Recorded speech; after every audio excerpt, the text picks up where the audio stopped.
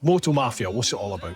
Yeah, I walked into that showroom and nobody gave me the time of day, or it can't be that hard to run a dealership. I'm telling you, I started off with a £200 logo. These are things that I had no idea. I'll just set up a dealership. That'll be no bother. At any point did you go, maybe not? Every day. They say pressure makes diamonds, and you've got to just take that leap of faith. Believe in yourself, and if it fails, it fails. Pick yourself up, you move on. But at least you tried. I bought a Hypermotard 796 as your first proper bike. The more the merrier. Get as many people on two wheels as possible. Let's get this industry booming again. Let's get the passion and the enthusiasm back. But at the end of the day, the GS is still an amazing bike. We've just lost half the podcast. You know that, don't you? Down in the dirt. Okay, folks, welcome back to Bru Time. We've got Ryan Butler from Moto Mafia. Great to see you, man. Thanks very much for coming on. No, it's great. It's an absolute pleasure to be here. Like I said, I'm starstruck. It's Bruce from TeapotOne. That's brilliant. It really is. Oh, mate, crikey. Jeez, you make me, but you don't need to, crikey. It still makes me feel weird that I'm like, yeah, people I get it. That's good to chat with you, man.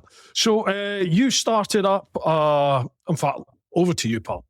Moto Mafia, what's it all about?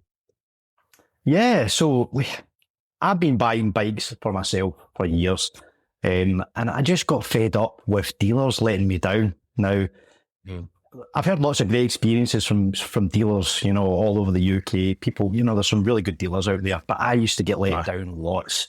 And I just used to moan about it all the time, I walked into that showroom and nobody gave me the time of day, or that dealer pulled out of this deal, and, always felt a little bit disheartened about the industry. And I moaned about it, and we were on holiday one time, myself and my wife, and I was, talking about, it can't be that hard to run a dealership. It really can't be that hard. And she said, why don't you try it? And I was like, no, I don't know how you would start. How would you go about it? And she started off with, well, what would you call it? And I was like, and I don't know where it came from. I just thought, Moto Mafia, that's a cool name. It springs off the tongue. I was going to ask, what was the inspiration for that? But it literally just popped in your head. I don't know if it popped in my head. It was sort of, Mafia. I've always been obsessed with Mafia stories. I was right into The Sopranos, the Godfather movies. I'd read lots of Mafia books about different mafioso guys, the New York crime families. And I honestly can't even remember to tell you. It just, Moto Mafia, it just seemed to spring out my tongue. And I thought, that is a really good name. I'm not shy to say that I'm a Ducati man. So Italian bikes, Mafia being Italian American. I don't actually know the full where it came from out of my brain, but I feel like I've chose the right name because I do like it, and a lot of people do comment on it. It's just, it comes off the tongue quite nicely. So that's how we started with a name. And then I started playing on my phone. It wasn't ChatGPT at the time. It was a website that sort of generated logos and things like that. And I put in a sort of brief of what I would like the logo to look like. And then it prompted me to pay a fee to buy the logo. And it was quite expensive. It was like £200 or something like that, and wait a minute, I've just thought up a name, and there's no dealership yet. It's just, but I just ended up Apple Pay. Wonderful thing, isn't it? You just click Apple Pay. Oh God, too easy. And we bought the logo, and after that, it just sort of started to grow from there. So that was sort of few months after that, we started looking at things. The logo was set, the name was set. Then we started setting up the company's house, limited company, and then I had no clue what I was doing. I'd bought and sell bikes before in the past, but nothing like this. So then it's a case of, you need to get stock, you need to have a showroom, you need to have warranty coverage, you need to have offer finance. Then you need a website, Instagram, Facebook, you name it. There's a lot to go into it. But we were just sort of doing it bit by bit, getting ready. And then we sort of got everything ready, like the Instagrams and all the bits and bobs, and then the warranties. And then we started looking for stock. So we started off with a BMW GS 1200, big tractor. Aye. Yamaha R7, BMW S1000R, quite an old one, a 2014 model. And that was it. That's what we started with in stock. Oh, sorry, I tell a lie. A 2007 R1, a black R1. Right. And that was it. So we started with the bikes. And yeah, we just sort of went from there. I got a bit of a stop with the finance because I had no clue what he did with finance. I phoned up a finance company, naive, like Santander or something like that. I'm looking to set up a to be able to offer customers finance. And they said, "Oh, have you got your FCA, your Financial Conduct Authority regulation license?" And I was like, "What's that?" And they basically just laughed you off the phone. You need to get all that before you even come to us. Little did I know you had to then get a consultancy company to help you do all the paperwork, set up the policies. You have to go through an application with the FCA, and the FCA are like councils. They don't move fast. So it took a long time. It took us nearly 9 months to get that set up. So we actually operated without finance for the first 9 months. Wow. And it cost thousands of pounds in consultation fees to get that across the line. So these are things that I had no idea. I'll just set up a dealership. That'd be no bother. No, it's a lot more involved than you think. So it's a real leap of faith then, not only 200 quid in just making the logo, that's a financial commitment in itself, but then, God, you're chucking it all in there for the finance. I suppose it's integral, isn't it? It's integral to a successful dealership. You have to author it these day and ages. Right. Absolutely. At any point did you go, maybe not? Every day I would hit a new wall or more money. People don't realise, or people will realise that have businesses, when you set up a business, everyone wants your money. Everyone wants a piece of the pie. And there's a lot to go in there, your accountancies and warranty companies are wanting money from you. Like I said, the Financial Conduct Authority want money from you. Then you've got to buy this. Then you've got to buy the stock. Then we had a problem with getting a premises, a place to store the bikes, because what I didn't realise is a lot of places don't really like motorcycles, unless they're a biker. They don't really want to deal with bikers, because I think there's this stigma still around bikers, we're a nuisance, we make a noise, we go fast. And a lot of landlords would rather that place that I was looking to rent would stay empty than take us in. So we actually operated out of our house for the first 10 months. Really? Which didn't actually bother me that much, because I don't know if you've ever heard of Tom Hartley, who's a supercar dealer. He's quite a famous supercar dealer. Right. And he sells, high-end Ferraris and Porsches and God knows whatever, £1 million cars and things. And he operates out of his house. Don't get me wrong, he does have a mansion with a lake in the middle of it, but you have to start somewhere. This is it. Yeah. And do you know what? It worked. And then we moved into our premises, and then we just, again, more money involved in that. You've got to make it look good. You want it to look nice. You want people to feel at home and comfortable when they're spending money on bikes. And then we moved in, and we've kind of started to outgrow that place. So we maybe need to get something bigger now, which is great. Again, I honestly can't believe it. So how long? What's the time frame then for from inception? I'm going to do this to where you are now. Yeah, so it would have been 2024 in September when I bought the logo, and incorporated the business in October. And we didn't do a single bit of trading until March 2025. So from March 2025 until now, we've went from having 4 bikes to now having between 12 and 15 bikes at a time, and probably generating, close to £500,000 in sales, Man, that's incredible. It's I can't even believe it, saying it out loud. I actually just had a quick look at the balance to see what I'd done. I hadn't looked at it before, and I thought, I better, this might be a question that comes up, so I'll have a look. We're close to £500,000 in sales, which is mental.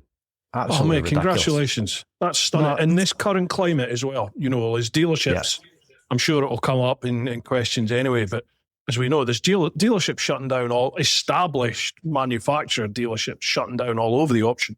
And you're bucking that trend. That's fantastic. Yeah. It's a tough time, and it's a tough time for all businesses throughout all industries. But we are in a tough industry in motorcycles because we're forever getting new rules implemented on us. You know, the government's always trying to change the standards of this Euro emission stuff, and manufacturers are struggling. You know, they're really struggling. Yeah, absolutely. I just realised we haven't got the tipples out. Have you got a tipple of choice for this evening? I sure have. I've got myself a nice Arran whiskey. Oh, nice. Do you know, I was going to do the whiskey, and then I thought, nah, that's a wee bit too committed for me because I'll end up dribbling by the end of the night. So I'll have a beer. You have your whiskey. Slange, here's to you. Cheers. Good health. So, are you enjoying the podcast? If you are, please let everyone you know about it. Sharing at the moment is the biggest trigger for the algorithm. Obviously, you need to like, comment, subscribe, all that jazz. But if you can just tell one mate about the podcast, share it across to them, that helps tenfold. I love doing the podcast. I'm really trying to grow it this year, and you can help me out by doing that. So I'll love you forever if you do. Whilst I'm on the topic of support, folks, the only reason I can do the podcast and the YouTube channel and everything like that full time is because of my Patreon. In the clan itself, we do meetups, we do live streams. You'll get early access to the vids. You get first choice on the questions on this podcast. And you'll also get exclusive early access to my chicken strips tours when they're released. If you want to check it out, head to patreon.com/TeapotOne. And if there's anything there that takes your fancy, feel free to support me over on there. Apologies, folks. We had a little bit of an issue with audio there. It's all sorted now. We're back in the room. So, Slange, have another drink because that was stressful. Yeah. Cheers. So, that's incredible, man. Like, well, just over a year. You know, the business is turned for a business. I think a lot of people don't realise this till they set a business up. Most businesses don't actually make profit for a good few years when they first start up. You know, I was always told. Sorry, go on. Sorry. No, go on. Please go on. I was always told when you set a business up, you know, first 2-3 years you make nothing. Aye.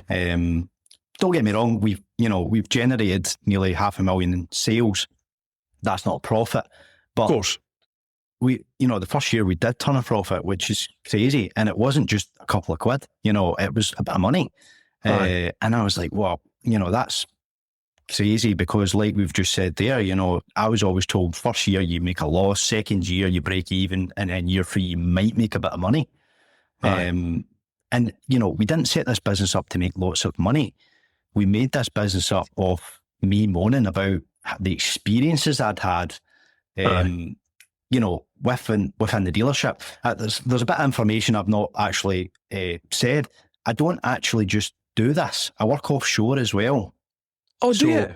Yeah, so I work 2 weeks on, 2 weeks off. On the 2 weeks off, obviously full time within the business, and then 2 weeks away because I work offshore in an environment where the weather's really bad. You know, there's a lot of waiting about. There's a lot of downtime.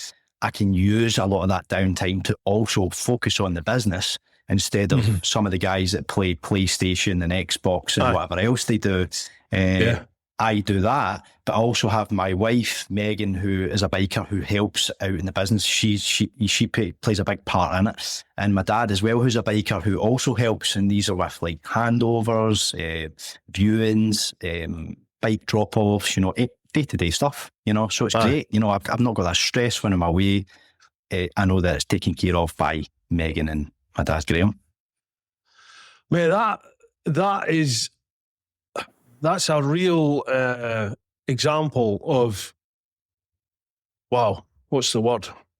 Like commitment, but also just being able, time management, just basic time management, because like you're running a career, you're running a startup business, you're running your marriage and relationships and everything that go with that.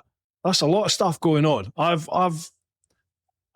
found it a real roller coaster personally over the last 5-6 years that I've been doing this full time now, and obviously running chicken strips as a business and the pod.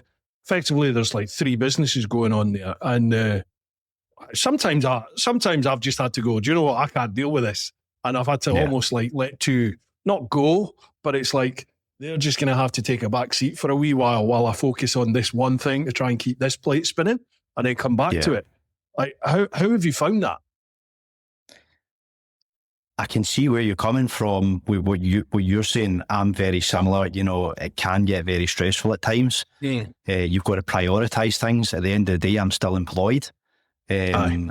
Albeit the business is always going to take priority for me because it's my baby. It's something that I want to grow. But at the end of the day, I'm still employed. I'm still being paid by an employer. So you've still got to give them the focus and time that they deserve as an employer. Of course. And like you say, sometimes you have to put your hand up and go, you know, there's times where I've almost broke down in tears with stress. You know, I'm not afraid to say that. It's a stressful situation. Like you say, you're juggling a lot of things in life and you have to find the time to make everything meet. So yeah, it is hard. And there is times where you feel like, oh, I could just, you know, sack this off. But you've just got to dust yourself off, get on with it, find the time, whether that be you get up earlier in the morning. What I have found is getting up earlier in the morning, I was finding myself in the winter sleeping in on my, when I was off.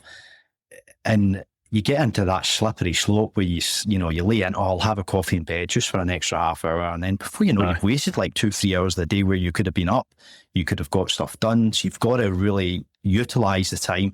And another thing is you don't want to be working till, you know, midnight, 11 o'clock, midnight, because then you're tired for the following day and then you're less productive for the following day. So you've got to get your head down. You've got to try and get 7 or 8 hours sleep. You've got to. Otherwise, you're not going to operate at your optimum, performance the following day. But yeah, it's hard, without a doubt. There's no secret magic to it. You've just got to soldier on. There's plenty of entrepreneurs out there that probably are in the same situation as us, where they've got to really find the drive to power through the hard times, which these are parts of running a business. There is hard times managing your time and making sure that you've dotted all your I's and crossed all your T's. Absolutely. You hear this all the time, and it annoys me when people say, like, Elon Musk is probably the prime example, just because he's the richest man in the planet and he's very much up there in the headlines. And there's people that support him and there's people that are against him, and there's people saying, the guy's worth so much money. Why doesn't he just give this? Why doesn't he just do that? Blah, blah, blah, blah, blah, blah, blah, blah, blah. And like, I always think to myself, I think a lot of people out there forget what it takes to achieve success in whatever you do. Whether you're a small business owner, an Olympic champion, or the richest person in the world, right? That just doesn't happen, does it? There are many, many failures along the way. There's many hurdles where you're just going to fall flat on your face, smash your balls on the hurdle. You're going to take a few kickings. That's just going to happen, isn't it?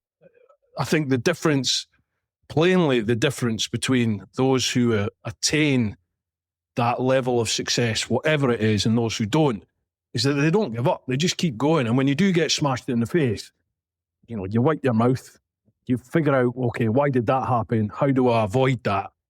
And how do I keep getting to that goal? And you just keep going, don't you?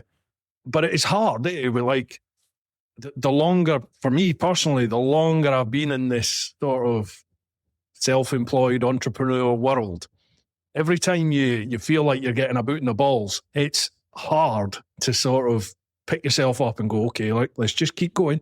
You just got to keep going. Like I've had a few moments where I've gone, do you know what? It'd be a lot easier just to go and get a proper job, like go and get a job somewhere, have that paycheck coming in. But it's not what I want to do. For me, this is my dream. Like with you, with Moto Mafia, that's the dream. And you just have to keep going, don't you? And you will achieve that success if you keep going. It's the resilience. Absolutely. They say pressure makes diamonds. And that always resonates with me, that quote. I'm not saying that I'm a diamond by any means. We're still growing. But my vision is to be a diamond, whatever that may be. And that's to grow, put in a lot of effort. Like yourself. I mean, you've been through the trenches, even just traveling the world. Everyone looks at that and thinks, you've been around the world. That's amazing. I wish I could do that. And how luxury is that? But it's not luxury. That was a hard thing to do. That was an achievement to be able to take a jigsaw around the world, you probably had lots of times where you were thinking, I could just book a ticket, bugger the jigsaw off and just go home, you know? You got to keep finding the way to move forward. I always say to people, it's just life, you know, like traveling around the world on a motorbike is no different to life at home in the sense of you have the same sort of stuff to deal with. Like, you know, where are you going to get food? where money wise, you know, if you're working to a budget, that's a continual thing. It's no different than when you're at home and you're working to a budget. You got bills to pay. When you're on the road, those bills are fuel, food, and maybe accommodation if you're staying places. You know, you hit the nail on the head. It's a resilience thing, isn't it? It's just you just problem solve, keep going, and you'll achieve your goal. It's no different Absolutely. to any other aspect. I couldn't of agree life. more. And you've got to just take that leap of faith, believe in yourself. I mean, don't get me wrong. I'm not saying that I sat in that hotel holiday saying I believed in myself. It just sort of spiraled. And I'm not going to sit here and say, yeah, believe and achieve and all this. That £200 that I spent on that logo just started escalating. I'm £200 in now, so I've got to keep going. That's the And then air that share in you. becomes That's the air share in you. 20, 30 grand, you know? Oh, Jesus. And it just spiraled out of control. But these things happen. I bet there's lots of entrepreneurs that are really successful millionaires that if they could peel back the layers to how they actually started instead of just the social media, Instagram, real nonsense that they probably said did happen, it was probably something like that where, you know, I've sort of taken a small jump and now I'm thinking I'm already in it. I'm committed. So let's just keep going. I don't want to be, I mean, there's a fear of being a failure, you know, once you started, and especially when you start telling people it, you don't want to then go back a week later and go, nah, I gave that up, you know. You got to speak it, and then it gives you that sort of commitment and that sort of responsibility to follow through with it and see where it ends up. And if it fails, you know. You pick yourself up, you move on, but at least you tried. But if it fails and you don't try, then, you know, it's not, it was a waste of time, it was a waste of money, and personally I would feel embarrassed. But if I give it my all and it fails, you just move on to the next thing, don't you? What's next? You know, let's go again. I really like that. I mean, that attitude doesn't, I don't think it fits everybody. I don't think everybody is like that, but I'm very much like that, what you just said, you know, in that if you vocalize something and you put it out there that you're going to do it, that's a commitment. And, you know, for me, and as with you, by the sound of it, when you commit, that's it. You commit, you're all in, aren't you? So it's like, right, we've got to make this happen. We've got to do everything that we can to make it happen. And yeah, as we said, you keep going, don't you? Until you either effectively you give up and you will fail, or you just keep going, make it happen eventually. Right, we've hammered that point down, haven't we? Yeah. How did you get to that? How did you get to that stage in life then? If you don't mind me asking. So let's rewind the clock. You know, like, how'd you get into bikes? How'd you end up offshore? How long has that thought of, I think I could do that? When you see that flight service at a dealership, how long has that been burning away in your head? Yeah, so I started getting into bikes at a really young age. You know, my dad has been a biker all his life. It used to be a cheap form of transport, didn't it? You know, back in the 70s and the 80s. And my dad's dad used a bike for transport. He was in the Navy down south. And I think what happened was my dad was borrowing my grandpa's bikes. And then he got into bikes and then came away from biking as he was, you know, raising a small family like myself and my brother. And he got to a stage in his life where, you know, he started probably getting a bit comfortable. The family was getting older and he got back into bikes. And I was always sort of brought up with, you know, a bike in the family from my dad. You know, I would always go in the back with him. And then one day I was really lucky, you know, my family were hard working, but we middle class. You know, I was really, really lucky, and I'm humbled that that I had a good upbringing with a family that had money. You know, that could basically buy me a motorbike. You know, because how many families can say that they can, their mums or dads can buy them a motorbike? But my dad turned up where I think it was Chinese, this is going back into 1996 or something like that, a little Chinese. Jeez. And it was it looked like a U-frame, and it had a bicycle seat, and then it had a 65cc two-stroke Chinese engine. And I was only a wee guy, run up and down we had like a little lane at the back. It was like back doors and houses went to this little gravel lane. So I used to just scoot up and down there. And then it went from that to like an actual small-wheeled motocross bike. After a few years of riding that, and then it went on to like a 250 motocross bike. And I remember one time my dad had, I think it was a Triumph Speedmaster, sort of chopper style, which is not the bikes he normally went for, but he had a Speedmaster and he bought it from Triumph, and he had an issue with it and he took it back, and they gave him a 250cc scooter. I can't remember what make it was, but it was a 250cc, quite a powerful scooter as the scooters go. And I must have been about 13, and he just gave us it to take it up and down the back lane, which is crazy, really. And it's from there, I actually stopped riding bikes when I was about 15, 16, at that age where, you were doing other silly things as a young age, a young boy, a little hooligan probably. And then got back into bikes when I started making money. I left school, became a gas engineer apprentice, got through my apprenticeship, became a gas engineer, wasn't making very good money. And I decided at that time I wanted more. I didn't want to be a gas engineer all my life. And there was a lot of wind turbines getting made around Scotland, a lot of wind farms getting built in Scotland. And where I'm from in Ayrshire, there was a lot of wind farms. You've got like Whiteley Wind Farm, which was at one point one of the biggest onshore wind farms in Europe, and got a job there.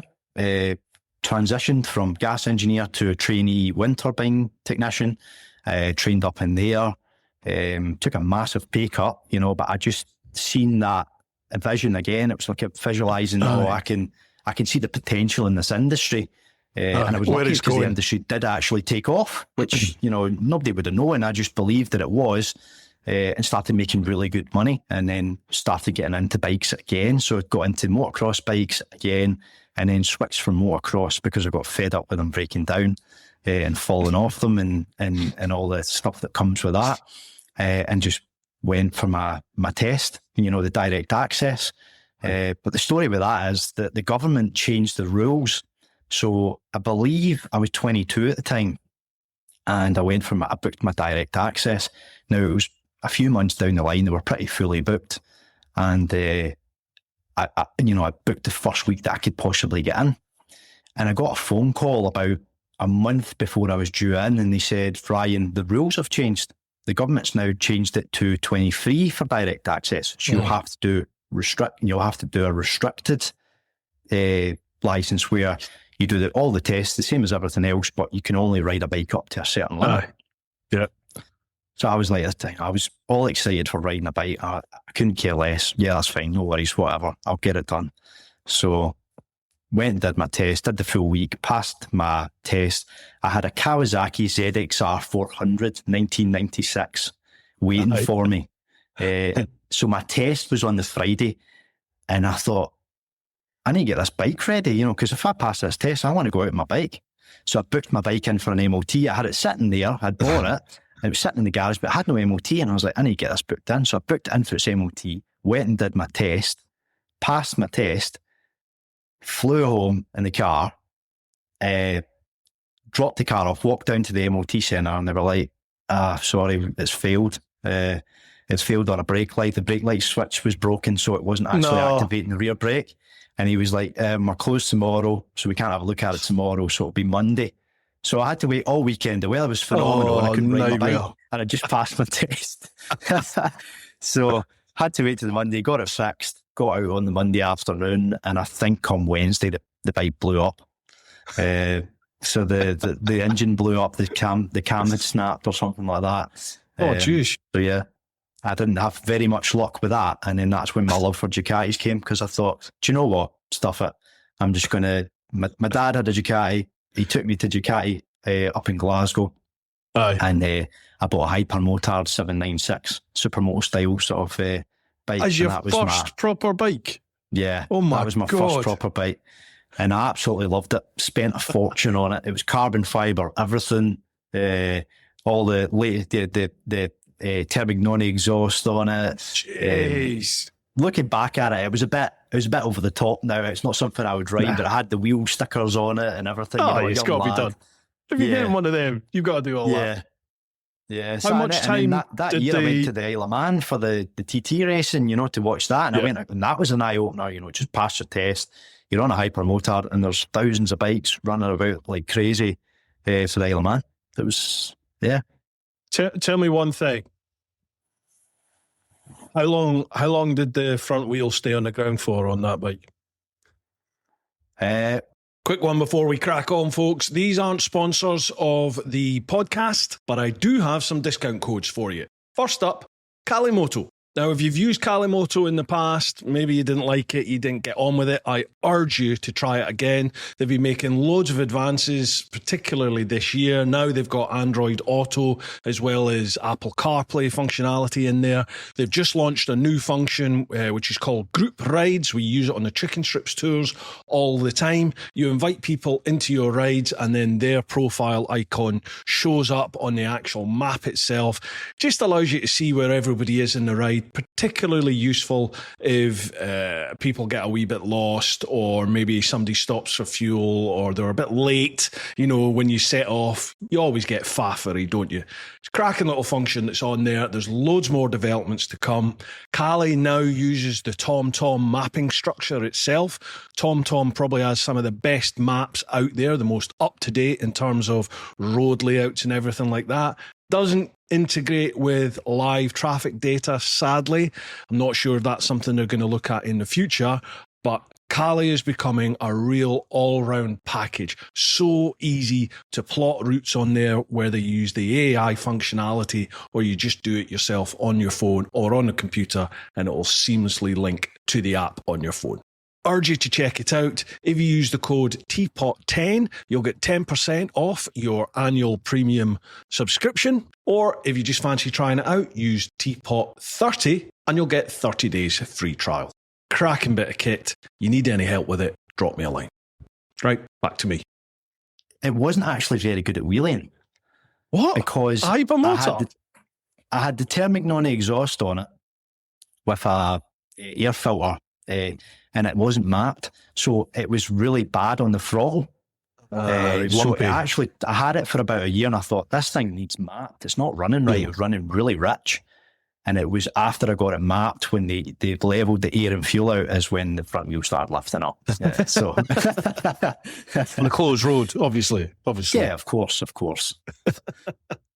So, like, obviously, Moto Mafia, in the blurb about it, it says specialist in prestige motorcycles. So with that, you're looking at your Ducatis and your BMWs and all that sort of stuff. Is that a conscious decision to go for that sort of sector of the market? No, so it started off with high quality. So in my head, I was thinking, right, I'm going to pick every bike that we get in stock as if I'm buying it for myself. Gotcha. So, I want it to have low mileage. I want it to not have dents in the tanks. I don't want it to be leaking fork seals. I want the chain to be looked after. I want a good service history, low owners, things like that. And then it sort of spiraled from there to Ryan the Ducati man. Prestige bikes, all bikes are prestige as long as they're looked after and they're in really good nick and the owners looked after it. Because, a prestige bike is, to MD, could be any bike, who am I to say what's prestige and what's not prestige? As long as it's looked after and it's clean, in my eyes, it's a prestige example of that model.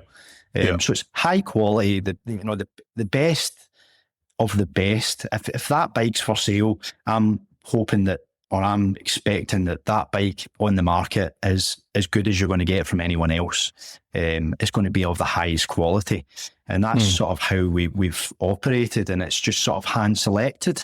And the good thing about it is I can pick and choose the stock that I want because we're not stocking over, hundreds of bikes where you're really struggling to fill your stock. But there's also been conscious business decisions where we've had people come in to buy a bike. This was more back at the start. We've kind of got a solution for it now, but unfortunately there was times where we were like, they were wanting to part X a bike in, which is something that we accommodate for. But we couldn't accept the part X because it just didn't meet the standards that I had. So what I call is the Moto Mafia high quality policy is that's not really written down. It's just in my head. It's what I expect. So we're having to say to customers, I'm really sorry, but it's not something we would take in part X. Mm-hmm. We're sort of getting that sorted now where we can take things in part X, but it just doesn't come to our showroom. It goes elsewhere.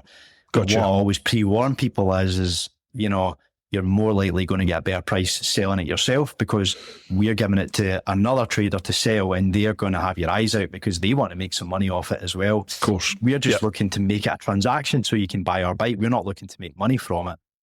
Yeah, that's the way the world goes. Gotcha. And that sort of reputation you've got, Ryan, the Ducati man, is that something that's just been, has that been built up locally then, or is that something that, like your marketing for Moto Mafia? I mean, how just as a fellow business owner, right? I'm looking at that and thinking to myself, Christ, you're starting up your own dealership, and it's not your conventional style. In that, you started it in your own home to begin with. You started it as Joe Blogs. You're not a big manufacturer. You're not a big name or anything like that. How do you get the ball rolling initially to garner people's trust enough that they're going to go, I'm after a bike. Let's go and see Moto Mafia. Let's go and see Ryan. How have you found that in this day and age? It's social media. It's so important. Yeah. Social media plays a massive part in this world now. Unless you're a business-to-business model, if you've got an end consumer, you need to be on social media. And it's, for social media can be a facade. It can be, la la land. It can be kid on. You can make people believe anything. Now, that's not what we're doing. So I'm not saying that that's what we're doing. But it's played out that way. It's not something that we actually planned. Now, Ryan, the Ducati man's more of a in-house joke where some of the customers have had in the past, some of our loyal followers. You probably get some jokes for your loyal followers as well. And it's because, I have just happened to have a lot of Ducatis. Now, it's not that I'm choosing to only supply Ducatis because I don't. I want to, my horizon's open. We've got Triumphs. We sell a lot of BMWs. But we do stock a lot of Ducatis, and people notice it because it's a Ducati. It's got that sort of, I don't know. It's like a villain, isn't it? The Ducati is the villain of the biker world. It's an exotic, isn't it? It's an exotic, but it's like a stallion, isn't it? Like a prime stallion or a prime bull. It can perform exceptionally well, but it can also be a bit of a nightmare. It's going with the old reputations. It's got a character, hasn't it? It's got this. That's it, character. It performs really well. It's, they're very, very fast bikes. They've got a very good look. They have got a stigma of being a bit temperamental. But, they're, without, whether you love them or hate them, they're a very, very popular bike and they sell very, very well because, let's not be kidded, they're absolutely annihilating in the racing world, and the racing world plays a big part in sales. Not so much maybe with the GSs and things like that, but in the, when you're selling super bikes and things, whoever's winning generally sells the most bikes. Aye, very true. It's weird though, isn't it? Because the whole sports bike world is almost died off. I think at one stage, was it last year, year before, in terms of new sales, sports bike made up less than 10%, I think, of sales of new bikes. I mean, it was really, really low at one stage. But there's almost like a wee bit of a revival coming with that, I think, at the moment. And I don't know if it is. I don't know if it is the likes of your Ducatis doing well now in supers and MotoGP, and I don't know. There just seems to be a rise in their in sports bikes prevalence across media now, social media being a big thing as well. They just seem to be coming up a lot more than they were. It was all adventure bikes for a long time, wasn't it? Yeah. Well, the industry itself now, a lot of people say well, the industry's, dying or it's getting worse, or there probably is a bit of that to play with it. But what I have noticed is, as of late, I've noticed a lot more people getting their license. It's becoming very fashionable on social media for people to get their bike license. And if you're a social media person, an Instagram model or, a personality, you're not going to go and buy a GS. You're going to go and buy an S1000RR because it's sexy. It's the sexy bike. It's the one that's going to get all the tags. It's going to get all the follows. It's going to get the reshares. Us bikers, I love a GS, by the way. I used to hate them because I was a young guy and I don't want a GS. Then you rode one. And then I jumped on one and I was like, oh my God, this thing's unbelievable. They're really good. Great bikes. They sell really well. And there's a reason why. They're good. Even the 1200, the 1250 and the 13, they're all great. They're brilliant bikes. But if you're a big Instagrammer and you're looking for follows and shares and to look like the top man or the top girl, it's going to be a BMW S1000RR. It's going to be a Panigale V4. It's going to be an R1. And I think that's what's helping the kicks, the kickstart of superbikes coming back. But also, like you say, we're actually really lucky with, World Superbike, BSB, MotoGP, Isle of Man. We're still in an era where we've got all this. None of that's been banned. None of it's been stopped. And, in a world where things are getting banned and restricted all the time, we're still in an exciting time in motorbikes. So it's not all doom and gloom. And like you say, I think MotoGP's I don't know what the figures are, but it must be getting more popular again because, Marquez is on a Ducati, which is probably helping sales for Ducati as well.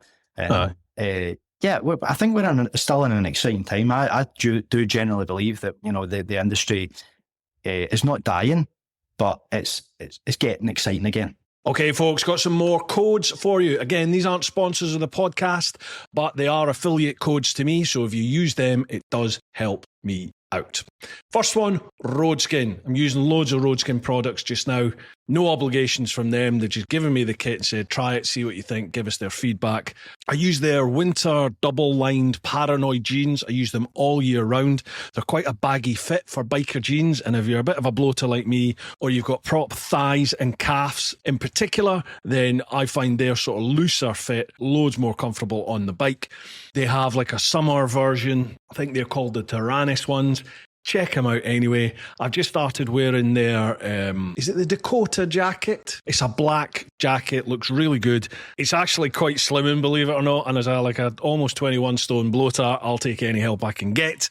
I've been wearing it all summer in all my tours. Been wearing it in almost 40 degree heat on the last one in the south of France. It's brilliant. It's a really good jacket. It's fully armoured. You've got protection in the shoulders, the elbows, even got a back protector in there. You can wash it in the washing machine. Great bits of kit, folk. Check them out at roadskin.co.uk, and if you use the code TP1, you'll get 10% off everything they do.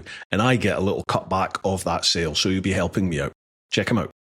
I make you right on that, absolutely. I think there's going to be a revival in bikes, and I think it's going to come from two different directions and two different age groups. I think it's going to be like my sort of age group. I turn 50 in a couple of months, and I think my sort of generation. You don't look a deal over 30, Bruce. 30 stone. It's very kind of you, Ryan. Well saved. Thank you. I think I see it a lot of my tours, right? A lot of my customers are blokes, and they're guys in their 50s, 60s, and some even pushing into their 70s. And there's a lot of people who've done the big adventure. They've done the sports bike thing, then they moved into the adventure bike phase. But those big adventure bikes are now becoming just that wee bit too big, and they're becoming too much, and they're becoming too expensive, So they're now looking to downsize, and there's a lot of them looking down on, don't mean down, you know what I mean? There's a lot of them moving to like the Enfield market, weight, yeah. Or 400-500cc bikes, 700-800cc bikes. I think there's just going to be, with the Chinese coming in now as well, we're already seeing it. There's going to be an explosion in that. And then also what you said, that 20 to, I would say early to mid 30 market, you just look on social media and that's exploding at the moment. And they're all on, you know, they're getting new bikes. Not many of them are moving on to adventure bikes. It's all the other bikes that you've just said, your nakeds and your sports bikes and, you know, your XRs and all that sort of stuff. But that is booming at the moment. That really is booming. I've got friends that have started up like bike schools, you know, teaching people to ride. And they're like, we're booked out the door. They're absolutely booked out the door, which is awesome news to hear in the industry, eh? And I think it's going to do really well. I just think a lot of dealerships are going to have to, you know, the main big ones, they're going to have to adapt, or sadly they'll go, because I think that the old market is changing, and there's new blood coming into the industry now, isn't there? Absolutely. And like you say, they are going to have to adapt. And I have noticed a lot of big dealers are adapting. There are a lot of them on social media now. They're doing a lot of social media stuff, which is great. You know, I want to see the industry strive, no matter whether it's a competitor or not. And I've heard before about people talking about YouTubers and Instagrammers getting bikes, and you know, there's a bit of negativity around that. I think it's great. The more the merrier. Get as many people on two wheels as possible. Let's get this industry booming again. Let's get the passion and the enthusiasm back. Absolutely. And you know, it would be a horrible world to live in if we couldn't ride two wheels. I don't know. It's a great thing to have. We're still able to do it again in this world where things are getting restricted and banned. We're still able to jump on a 200 horsepower bike and ride it down the road. Is, you know, crazy really that we're still allowed to do that in this world, but we can. So we need to get out there and enjoy it. And I think what you're saying as well, you know, you've got these different people coming into the industry. There's a lot of people that I've known that were into cars that are now getting into bikes, because if you think about it, a lot of people that were into cars that maybe want a weekend car to, you know, go and have a nice fast weekend ride. I mean, look at a brand new BMW M3. What's the cost of a brand new M3 now? Like 100 grand, 90 grand? Astronomical. Yeah. You know, ridiculous. That is ridiculous. But yeah, bikes are expensive as well, but you can jump on a BMW S1000RR, which is the top dog BMW, on par with the M3 in the biker world for 15 grand, couple hundred quid a month. Yeah. You know, so you're seeing a lot of car people moving into the biker world because they can get the thrill for a lot less money, basically. That's it. And where, you know, these cars, they look amazing. They're beautiful to sit in. They're beautiful to drive. But where can you, like, to get that thrill out of the car, where can you go to do that in today's Britain? Like, the roads, the state of the roads, they're shite. They're rammed full of traffic everywhere. At least on a bike, you can nip by traffic, can't you? And, you know, like, you can take a 400, you can take a 125cc bike out, thrash the nuts out of it, and have the time of your life. And you probably won't hit much above 50 mile an hour, you know, if you're lucky. So you're not going to get hammered for speeding and all that sort of malarkey. I really think as an industry, as a niche sector, we really need to highlight the fun of bikes, like what bikes are. They're a bit rebellious. They're a bit of a to you know, the establishment kind of thing. Man. I think a lot of people have forgotten that. Like, yeah, you look at comments on social media, and there's a lot of people are like, you know, you're riding that bike shouldn't do that. You're on the wrong bike if you want to do this, and you should be doing that, and you should be riding this way, and that's a disgrace. You're like, fuck it off. Biking's... Yeah. Stop being so controlling. Right. Let me do what I want. Exactly. Let me ride my bike the way I want to ride. As long as I'm not harming anybody else, just let me do my thing, and I'll enjoy it the way I want to enjoy it. Thanks very much. And I think we really need to promote that. You know, like the freedom of a bike, the individual. What's the word? Individualism? Is that the right word? You know, you can be whatever spirit. You want to be. You're supposed to be a free spirit. Aye. And the community, whereby. Exactly. And the community of riding a bike. You know, you can go anywhere on this planet on two wheels and stop. Someone will come over and chat to you, because bikes do that. But the bikes just break down those borders and they'll just come up. I think we've got such a good thing going on. And thankfully, it seems that some of these younger generations are recognising that. So hopefully they'll grab it.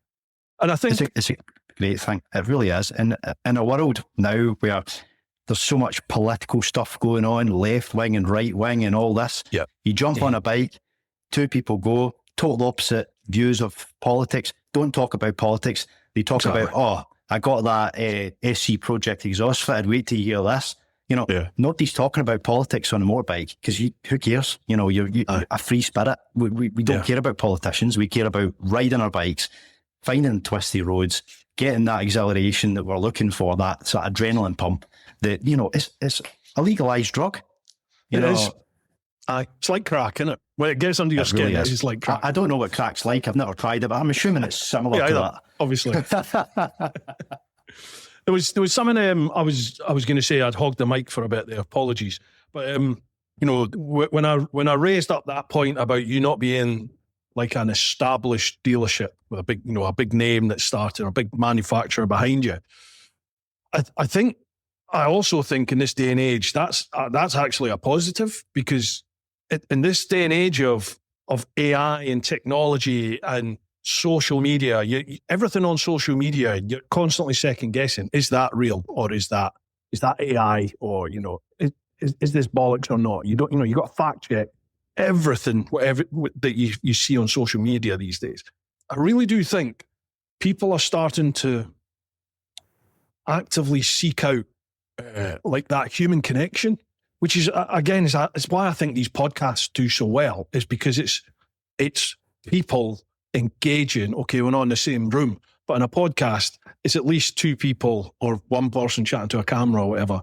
But it's a real person having a real conversation, you know. And I think that's lacking in a lot of people's lives. You know, a lot of people are working from home, and some folk don't have family around about them. They don't work in an office, and they're not surrounded by people, and they're not getting that connection. And I think if you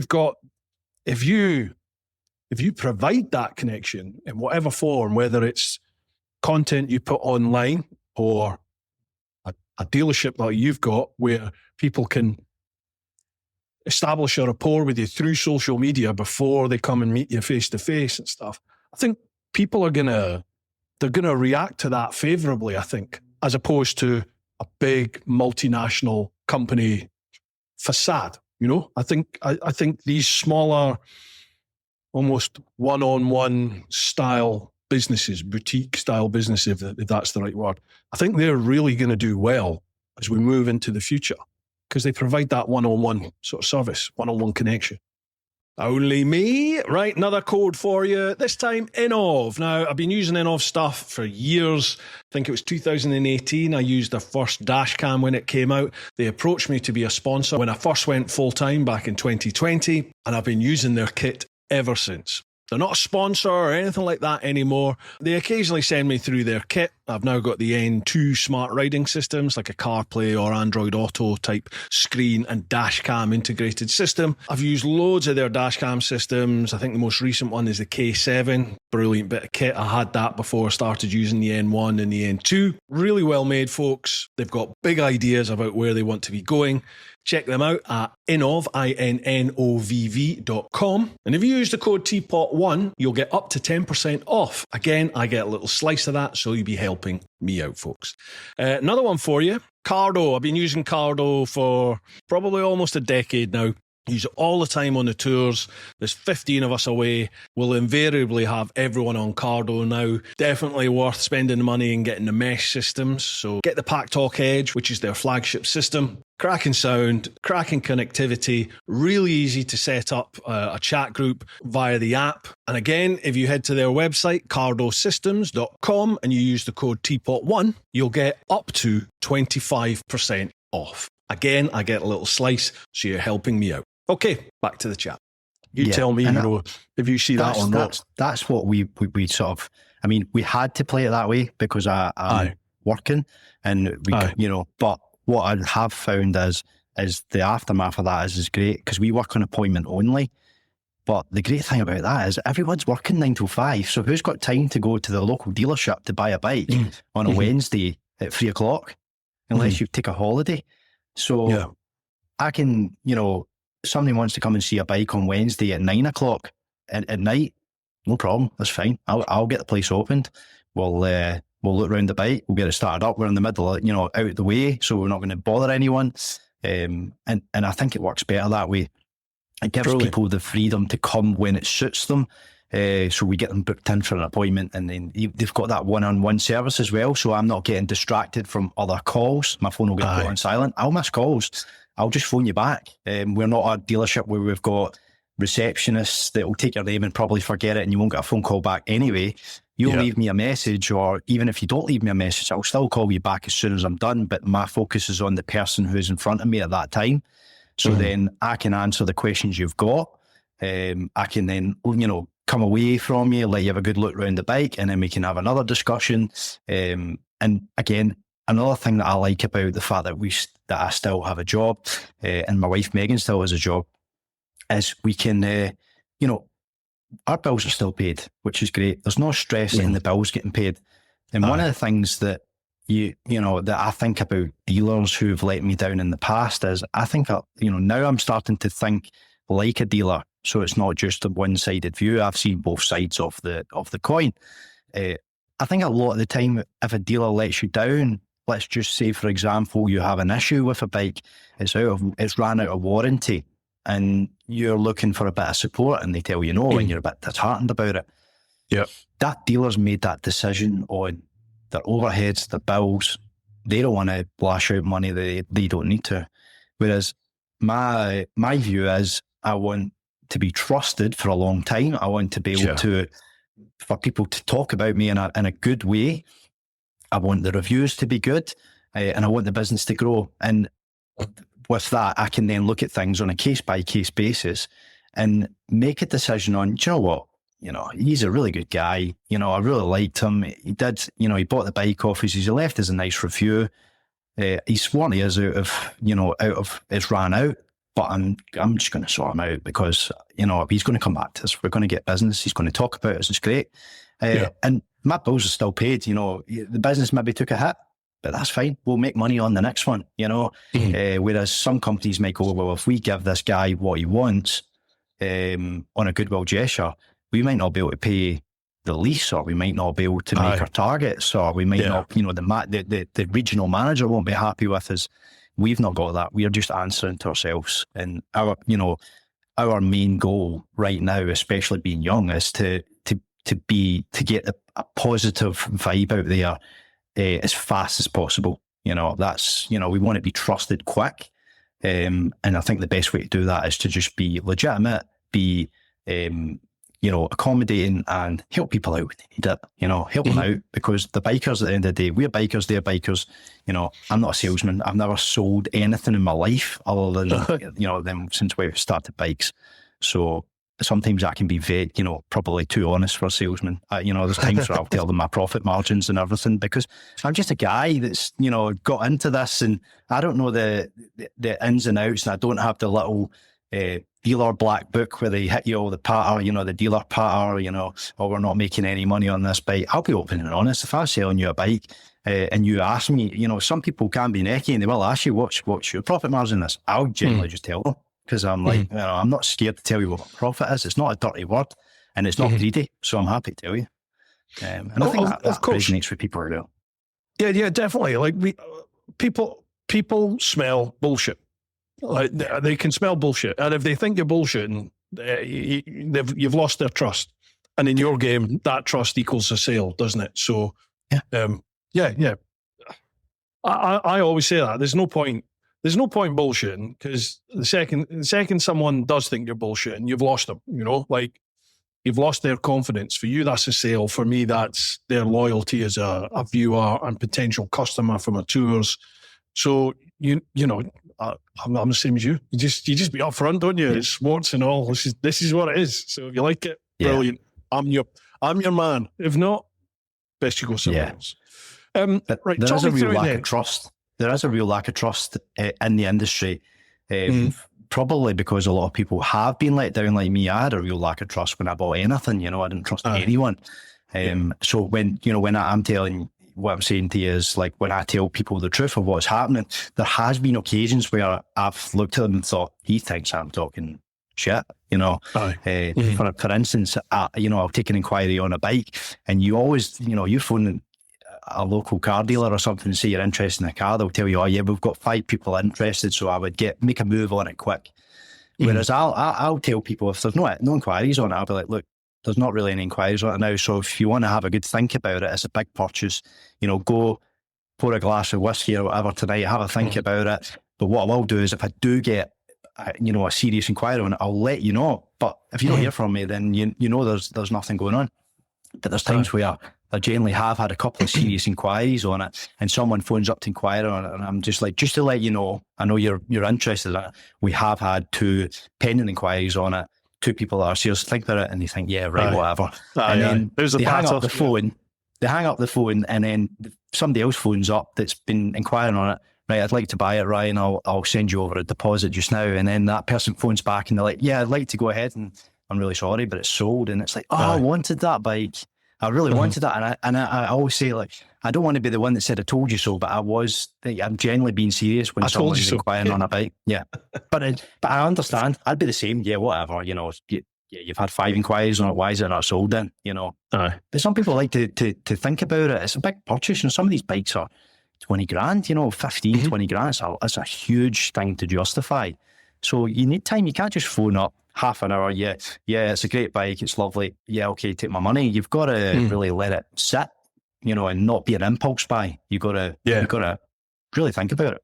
Last one, folks, I promise. Okay, Ultimate Add-ons used to be a sponsor of the podcast. To be honest, they've been with me for years. I just felt a bit awkward about asking them again, so I haven't. However, I still have the affiliate deal going on with them. Ultimate Add-ons provide rugged, vibration, dirt, weather protective cases for your mobile phones, as well as action camera mounts. I use it all the time, particularly when I'm going away and doing like a demo ride on a different bike or a review on a different bike. Makes it really easy. There's pretty much no bikes out there that I cannot, in some shape or form, connect the phone holder to the bike. And then most bikes these days have some sort of power outlet, and I can run a power source into my phone via the weatherproof port in the case, and that allows me to use it for my navigation as we're going along. If you head to ultimateaddons.co.uk and use the code TeapotOne10, the number 10, you'll get 10% off. Again, I get a little slice, so you're helping me out. And lastly, do you like washing your bike? Are you a freak like that? Well, if you've watched the videos over on the TeapotOne channel, you'll see that I've had my bike ceramic coated by my mate Pete over at Super Shield Automotive. Now, Pete's proper on the spectrum. He's really OCD, but he does a fantastic job in detailing your bike, getting it better than showroom condition. And if you head over to his website at supershieldauto.co.uk, you can not only book your own bike in for a ceramic coating and detailing treatment, but you can buy the exact products he uses, as well as a whole host of other discounts on a load of mainstream products, like, let me run through these, Akropovich products, Chiggy, DNA air filters, Easy Grips, R&G kit, Hex kit, the Hex Easy Cans or the GS911, Evotech crash protection, Cardo as well, performance parts where you get a whole load of other stuff. He even does Insta360 cameras. It's growing. It really is. And he gets really good deals on there. Head over to his website. If you mention TeapotOne, you'll get, I think, a 10% discount on your ceramic coating treatments. I don't make anything from this, folks. Pete's a mate. He helps me out. I'm just returning the favour because he's a top bloke and he provides a first-class service. If you're spending your money, go to him. Okay, let's get back to me talking guff. I've just makes me smile. The impulse buy, that's me all over. Like, I'll go into a deal like my last bike, the 1300, for example. I went for the live launch thing in the dealership. It's in all the dealerships around the UK, and I went just to have a look. I'd seen some of the sneak shots, and I was like, please don't be as ugly as that in real life. So I went, and it came up. I had no intention, genuinely, I had no intention of buying it yet because it's a brand new bike, it's a brand new engine, and I thought the sensible option is let that sit, right? Just let it sit, let them get all the issues out the way, give it a year, and then I'm in. So there we go. I watch it all goes through, and I turn around and I literally just locked eyes with the salesman in there, who's turned out to be a good mate now, and he was like, come and take a seat. And as I sat down, in my head, it switched to, this could be a good buy, because even if I do have issues, it's content for the channel, isn't it? And it was just like, yeah, we're doing sign, done. I was like, fuck, how did that happen? You know, you walk away, we're like, I've just bought a bike. Bollocks. How did that happen? You know you're in trouble when you start justifying it in your head. Oh, mate, it's a business purchase. It's a business. Yeah. Right. But was it a bad decision? Was it a good decision? No. I love that bike. I've wasted a lot of money on it, and I'm going to do a vid about that soon, actually. It's got almost 50,000 mile on her now. I'm almost reverting her back to stock, but not quite. Done a few tweaks on it lately that I'm very, very happy with. The bike does absolutely everything I need. I've had no major catastrophic issues. It's been good. But I'm taking a KTM out either on the next tour or the tour after. And I know KTM's my bike. It's just the reliability and the dealership service. You know, my BMW dealership I use, if I have an issue, they bend over backwards to help out. And I appreciate I've got a presence and that has an impact on that. But I recommend them to a lot of people. I think bar maybe one, possibly two people who haven't had a great experience, everybody else has. So, you know, it's not like that with KTM. It's kind of the reverse. But the KTM is definitely a lot more fun to ride, you know. It's a really engaging ride. And I know this 1390 is just going to be mint. Providing it doesn't blow up, I know it's going to be mint. Anyway, we'll see. No, I've heard really good stories about BMW dealers, and I do deal with the one in Glasgow, and they are really good to deal with. So they, you know, I've heard you talking about them, about your, you know, warranty things. They're really good with support, and it just shows you, you know, you're saying about KTM, you would buy one, but you know, the dealer. This is how important it is. You know, face value is so important. So dealers need to really realise that social media is a big tool now, and people can talk. Absolutely. And if you piss the wrong person off that's got a good following, people will follow them, and you'll start to see a dip in sales. So you need to treat everyone with respect.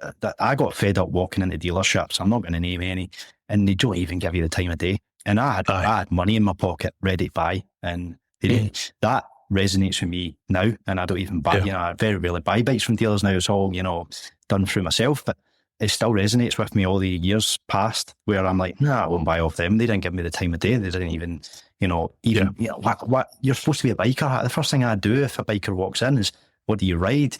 Or what sort of riding style you got? And what do you think of that bike? And what about this bike? Would you, you know, just talk, just like we're done, just talking, you know, a couple of bikers. But I think the problem is, and you can shoot me if I'm wrong, I think maybe a lot of dealers, a lot of them aren't actually, not all, there will be some, but they're not all bikers. Very true. Some of them might have been bikers and they haven't ridden for a while. Very true, man. But I think it's hard to sell something when you're not really engrossed in it, you know, doing it yourself. BMW is exactly the same, man. There's salesmen, sales staff in BMW dealerships that I've experienced, including the one I used just now, where they don't ride bikes, you know, and it's like, I don't understand that. But having used a dealership for a long length of time, you know, I've been with this one for 3 years now. They systematically all seem to be doing their bike license, and you can see the change in the people. All of a sudden they get it, and they're like, "Oh God, yeah, right, okay, I get this now." Yeah, and that enthusiasm really comes through, doesn't it? When people start talking about, if you love bikes, you just love chatting about them, don't you? Yeah, you've got an affinity for something. The passion comes out. The passion starts to come out. But you've also you can resonate with people. You can relate to them when they're saying things like, well, with this bike that I was looking to, buy, does it offer this option, or how does it feel when you take it round the corners? Because my previous bike, I didn't feel too confident in the corners, or it dived at the front, or the seat height was a wee bit high, or the gear shifting was a bit clunky. And if you're looking at a bike that he wants to buy, and that gearbox is a wee bit clunky or it's a bit divey, then you go, I'm going to be honest. This bike, I've ridden it, it does dive a little bit and it clunks a little bit, so you maybe want to look at something else. But here, here's a similar bike that I know definitely doesn't do that. And even if we don't have it in stock, A, we can either source it, or B, we're going to give you advice to go and buy it down the road. It's no problem. I want you to get on the bike that you want. I don't want you to buy a bike off me and then 3 months down the line go, I wish I had bought that bike. You know, he sold me that bike telling me it was all singing, all dancing, and it does all the things that my last bike did that I wanted to get rid of it. Yeah, I don't need to do that. I want, you know, and like we're talking about, you need to be riding these bikes to understand that. Otherwise, how can I honestly tell them if that's the case? Yeah. Do you do servicing as well then, or are you purely just a dealership, a sales? Yeah, purely sales. We don't do any service. I will do, if we buy a bike in stock and it needs an oil change and it's not within its manufacturer's warranty, if it's manufacturer's warranty, it goes to the manufacturer to keep the warranty active.